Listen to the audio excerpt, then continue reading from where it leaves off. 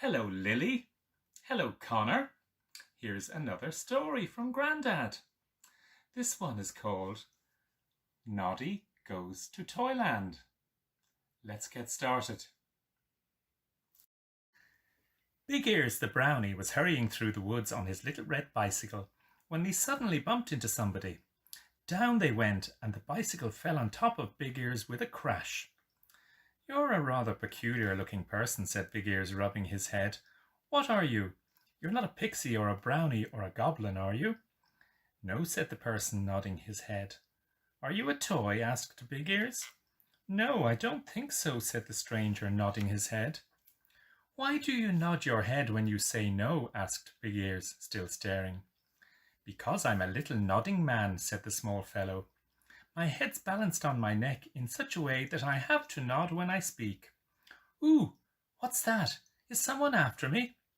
"No, it's only a field mouse scurrying by," said Big Ears, getting up. "Why are you so afraid?" "Because I ran away," said the little nodding man. "I belonged to Old Man Carver, who lives in the woods. He made me." "Did he really?" said Big Ears. "How did he make you?" "He made wooden feet, and then wooden legs, and then a round wooden body, and then wooden arms and hands, and then a wooden neck, and a round wooden head," said the little man. "And did he stick them all together and make you?" asked Big Ears. "You've got funny eyes, and funny hair too. What are they made of?" "The old man made holes in my wooden head and then pushed blue beads into the holes," said the nodding man. "That's why I've got such bright blue eyes. He made my hair out of bits of fur from his cat's back. The cat said he could." "Well, why are you running away?" asked Big Ears. "I was lonely," said the little man. "I want to go and live somewhere where there are lots and lots of people." "Then I really think you ought to live in Toyland," said Big Ears. "You're not a brownie, so you can't live in my town. You're not exactly a toy either, but you're very much like one. You'd better go to Toyland." "I don't know the way," said the little nodding man sadly. "Well, I do," said Big Ears. "Stand on the step of my bicycle and I'll take you to catch the Toyland train." The nodding man did as he was told, clutching at the brownie's pointed ears in fright. "What's your name?" shouted Big Ears as they went along. "Hey, let go of my ears. Tell me your name." "I haven't got one," said the nodding man. "What do you suppose my name ought to be, Mr. Brownie?" "Noddy, I should think," said Big Ears. "Yes, I think your name is Noddy, little nodding man." "I think so too," said Noddy happily. "Yes, I'm Noddy, of course. Ooh, what's that?" "That's the train whistling," said Big Ears, pedaling at a tremendous pace. "We shall just catch it. I'll come with you if you like." They rode into the train station at top speed, just as the train was rumbling in. "All aboard for Toyland!" cried a voice. "All aboard for Toyland!" The toy train was made of brightly painted wood. The engine was red, with a blue funnel and yellow wheels. The carriages were all open, and dear me, how crowded they were. "Come on, get in," said Big Ears. He dragged his red bicycle after him. There were 2 dolls, a wooden soldier, and a pink pussycat in their carriage. "You trod on my tail," said the pink pussycat. "Sorry," said Big Ears. "Move up a bit and take your tail out of the way." "Sit down, Noddy." Noddy nodded his round head.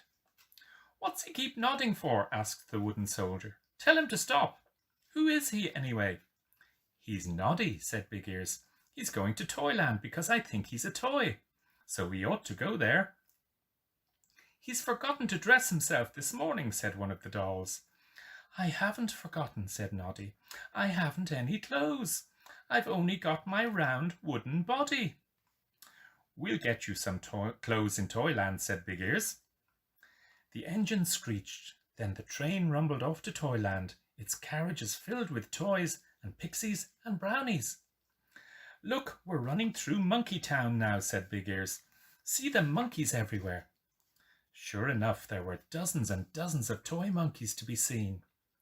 When the train stopped at Monkey Station, 3 monkeys squashed themselves into the same carriage as Big Ears and Noddy.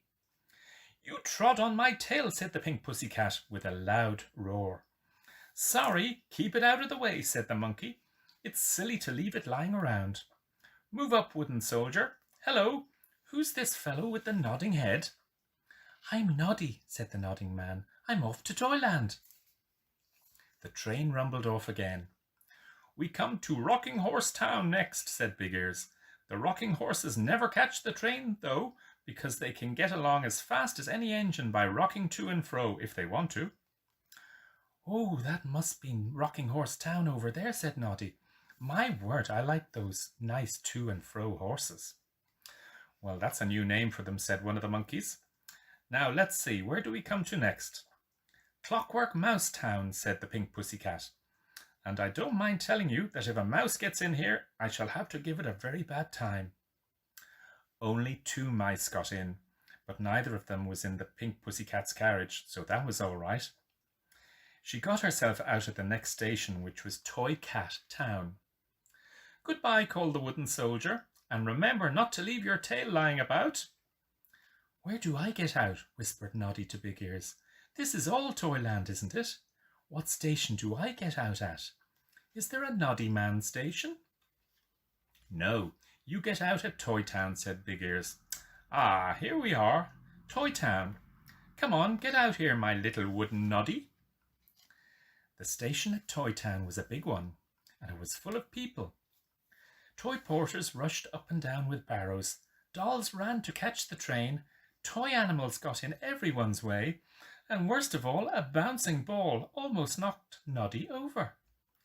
That bouncing ball, said Big Ears crossly. It's not supposed to travel by train. The engine whistled, and the train took off. Noddy got up and dusted his wooden body down. I do wish I had some clothes, he said. Everyone is dressed so nicely, and I feel dreadful. We'd better go and buy some clothes, said Big Ears. I mean, your wooden body does look sort of bare and cold.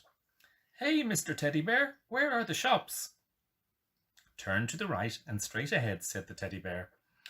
But if I were you, I'd go to the market. It's much cheaper there. So they went to the market. It was a lovely place and very busy. Toy buses ran through it, and toy cars and bicycles shot about everywhere. There were plenty of market stalls too, selling almost everything. Now, what type of clothes do you want? Asked Big Ears. I'll lend you some money. How do you get money? Asked Noddy. I don't really know what money is. It's something you get when you work hard, said Big Ears. Then you put it in your pockets and wait until you see something you want.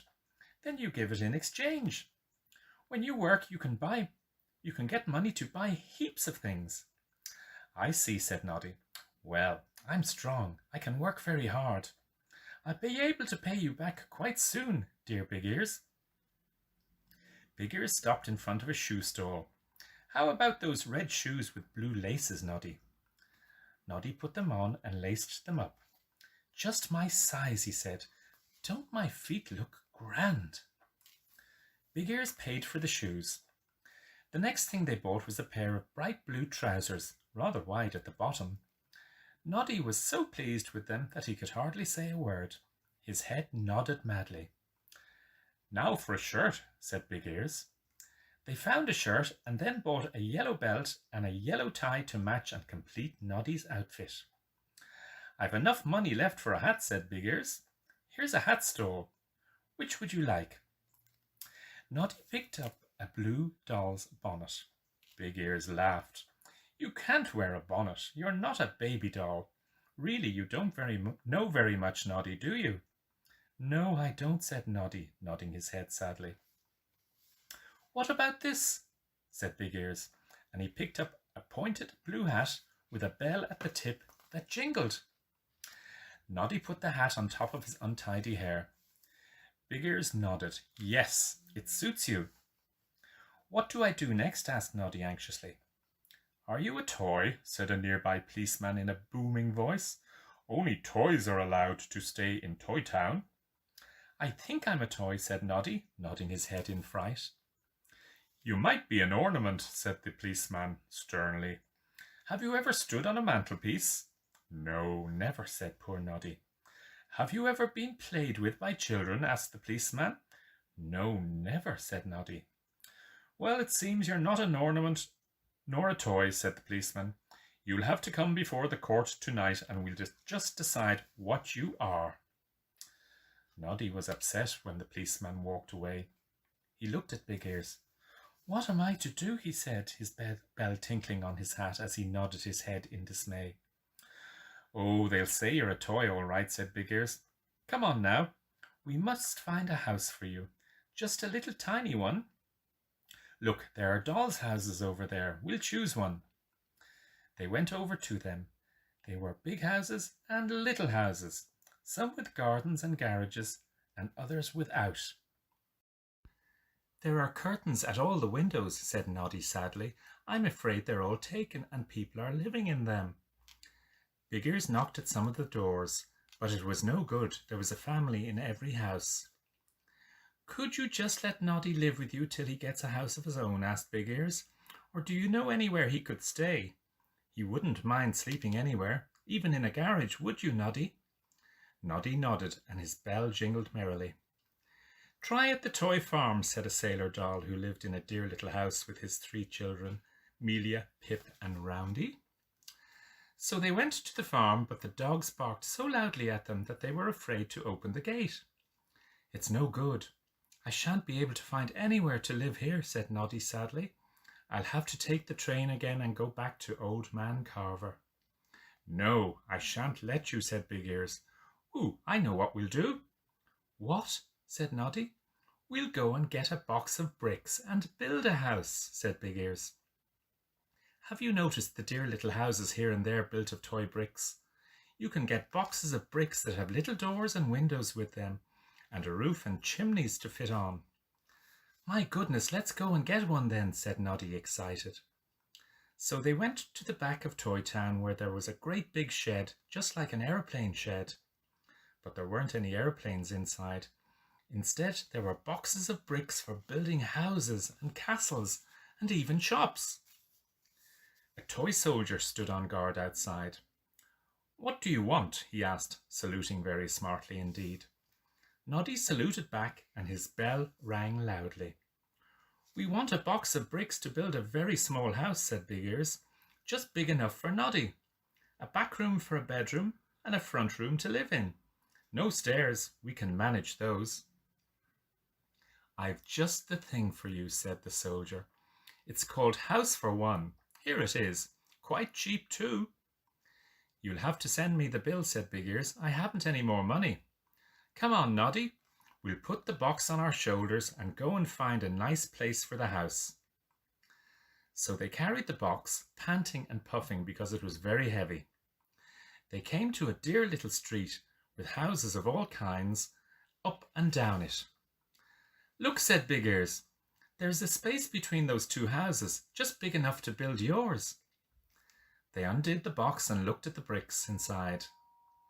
Better read the directions, said Big Ears, unfolding a paper in the box. I've never built a house before. My, this is going to be fun. It was fun building the house of toy bricks. Noddy wasn't very clever when they began. Let's put the roof on first, he said. Then if it rains, we shan't get wet while we build the walls, shall we? Don't be silly, Noddy, said Big Ears. We must build the walls first. Look, here are some flat bricks to make the floor. We'll lay them first. So they laid the floor. Then they began to build the walls. It was really quite easy. Noddy was so pleased with himself that he built a whole wall in no time at all. You've forgotten to leave a space for the door, said Big Ears. How are you going to get in? And oh dear, I'm just as bad. I've forgotten the window on my side. At last the walls were up, all the bricks fitting nicely on top of one another. Spaces were left for the doors and the windows. Now for the roof, said Big Ears. Get hold of it. Heave-ho, and up she goes. And up went the nice red roof and sat neatly on top of the 4 walls. How are we going to put the chimney? Said Noddy. We'll have to borrow a ladder now. I'll ask next door, said Big Ears, and he went and rapped on the little yellow front door of the house beside him. It was opened by a rather fat teddy bear. I'm Mr. Tubby, said the bear. What do you want? Could you lend us a ladder, please? Asked Big Ears. We're just finishing building our house. Certainly, I'll give you a hand, said Mr. Tubby, and brought out a little ladder. He helped put up the chimney pots and the 2 windows and the door. Well, really, it looks very nice, said Mr. Tubby, stepping back on poor Noddy's toe. Oh, sorry, did I hurt you? Noddy's head nodded hard, and the bear really thought he had hurt him very much. He didn't know that Noddy always nodded. Come and have a cup of tea with me, he said. Nothing like a cup of tea if anyone treads on your toe. Mr. Tubby's house was rather grand. It had stairs, so there was an upstairs and a downstairs, and it had a nice little bathroom. Noddy didn't even know what that was. He doesn't know what a bath is, said Big Ears. Well, Noddy, you have to fill this bath with water and then get into it, see? Then you wash yourself all over. But it would spoil my nice new clothes, said Noddy, and Tubby and Big Ears laughed loudly at him. You take your clothes off first, silly, said Big Ears. Mr. Tubby had a nice bear wife. She was just as fat as he was and wore lovely clothes. She had a full red skirt and a pretty green shawl. Tubby just wore yellow trousers and a ribbon round his neck. They had a very good tea time. Noddy was hungry and so was Big Ears. Through the side window they could see the little house that they had just built. Noddy began to feel very, very happy. He had run away. He would live here in Toytown in the dear little house that he had built himself. He would make friends with Mr. and Mrs. Tubby. He would go to work. He would ask Big Ears to stay with him just as soon as ever he had some furniture and a bed. Oh, what a lot of things he would do.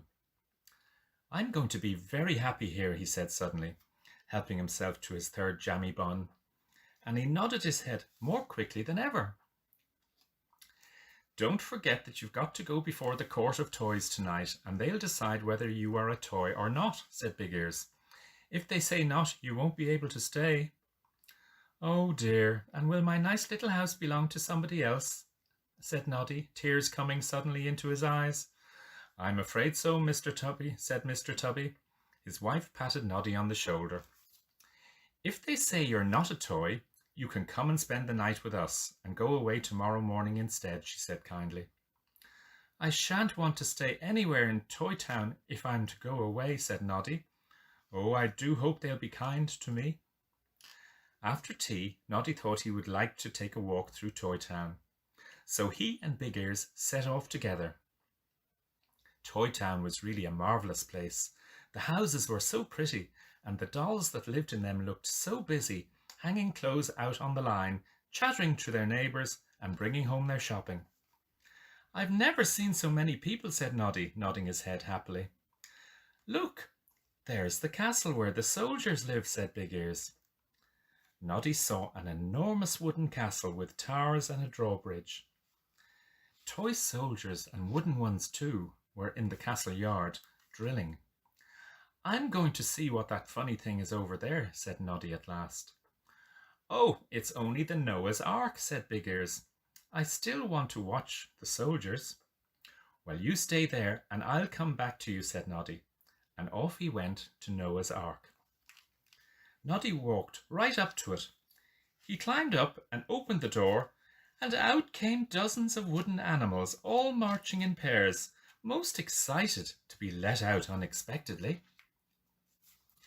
Mr. Noah and his wife had shut all the animals safely inside the ark, and now they were escaping.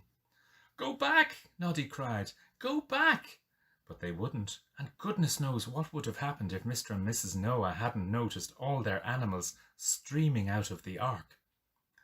Good gracious, cried Mrs. Noah, and she clapped her hands sharply. Go back at once. What are you thinking of? Cats! Shall I set the 2 dogs barking at you? Brrr! Go back at once!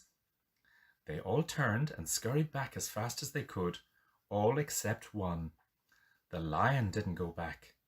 The lioness wondered where the lion had gone, but nobody else missed him at all. Noddy was just about to apologize to Mr. Noah when the door of the ark was slammed in his face.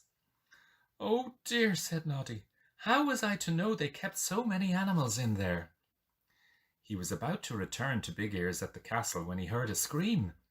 A little doll stood nearby, pointing at the Noah's Ark lion. She screamed again. The lion leapt out at the little doll, roaring, hoping she would go away and stop screaming. He wouldn't have hurt her for all the world, because he liked little dolls. Noddy didn't know that the Noah's Ark lion was just a kindly fellow. He thought the lion was going to hurt the tiny doll. Noddy was very frightened, but he knew he must try and save the little doll. He rushed at the surprised lion, shouting and yelling. He threw his hat at him. He pulled off his new shoes and threw them too. One hit the lion on the nose. Smack! The lion was terrified.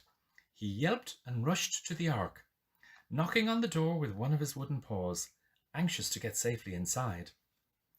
"It's all right," Noddy told the doll. "I scared him away. He won't come back again." The little doll's mummy came running up. "I saw you scare away that bad wooden lion. Thank you, thank you. How brave you are. What's your name?" I must just get my hat and shoes," said Noddy, his head nodding hard. He got them and fled away to Big Ears. Noddy and Big Ears went back to their little house. Big Ears got his bicycle ready to ride all the way home. But just as he was going, there came a knock at the door. Rat-tat-tat-tat! It was the policeman. "Time to come to court," he said to Noddy. "I'm afraid building this house has been a waste of time. I don't believe you are a toy." Noddy went sadly to the court with Big Ears pedaling beside him. Oh dear. They came to a neat little police station built of toy bricks. Inside was a big courtroom, packed with policemen and toys. 6 soldiers were there too. "The soldiers will take you out of Toyland if you are sent away," whispered Big Ears, and Noddy looked very miserable. Everyone got up suddenly as a very solemn-looking person came in and took a grand chair up on the platform. She was the judge. Noddy was so frightened that his head began to nod very quickly indeed. "Stand out here," commanded the judge. "Now, we have to decide whether you are a toy or not." "I feel like a toy," said Noddy. "And look how he nods his head," called out Big Ears, "just like a toy. Some toys growl if you press their middles. Some turn head over heels when you wind them up. Some can bounce up and some can spin. Noddy can nod." "Then he is a toy," shouted everyone. "Silence," said the judge, rapping on her table. "Now, suppose we say he is a toy. We don't want bad toys here. Are you a good toy, Noddy? Have you done anything wrong since you've been here?"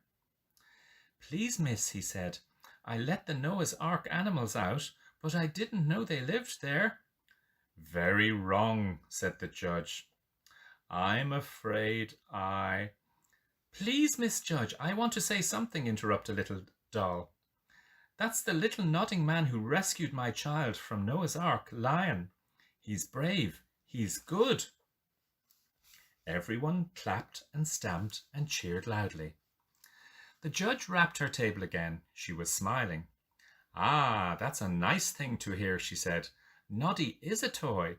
He's a good toy. He's a brave toy. Noddy, you can live in Toyland and have the house you built." Well, wasn't that lovely? Big Ears laughed and shouted and thumped Noddy on his back. Everyone crowded round him. "Welcome to Toyland. Welcome, Noddy." And that was how Noddy came to Toyland and went to live in the dear little house he had built. How glad he was that night to shut his own front door and curl up in a chair that Mr. Tubby had lent him. "I'm in my own little house. I'm so happy. I'll work hard and buy lots of things for my house. I'll pay Big Ears back all the money he lent me." Noddy nodded and nodded as though he thought about it all. "I'll have heaps of adventures," he said to himself. "Oh, heaps and heaps." And so he will. I'm going to tell you all about them another day.